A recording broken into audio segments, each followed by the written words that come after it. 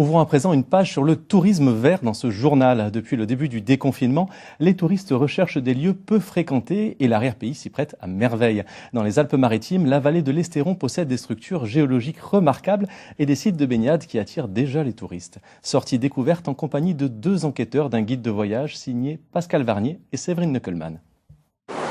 Là, pour se baigner, c'est super, c'est génial, c'est dégueulasse. Pierre et Fabrice sont enquêteurs pour le compte d'un célèbre guide de voyage.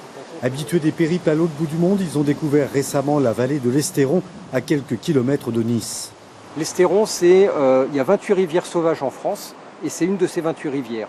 Et elle est labellisée sur 64 km de son parcours, qui en fait 66. Donc vous imaginez, c'est vraiment la nature à l'état pur. Un grand bol d'air frais, de l'authenticité proche du littoral, c'est la tendance du moment pour de nombreux citadins. Nos lecteurs aiment des endroits assez retirés.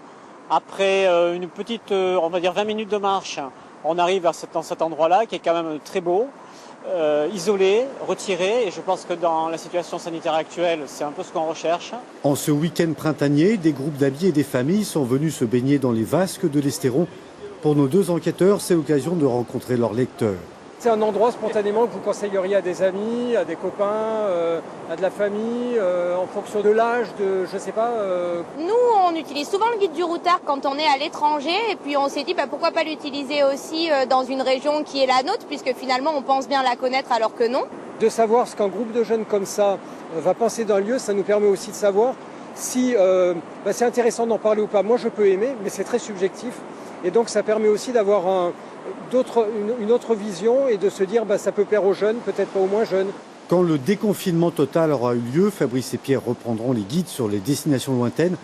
En attendant, ils vont rédiger une édition Côte d'Azur 2021 avec une mention particulière pour la vallée de l'Estéron et ses merveilles.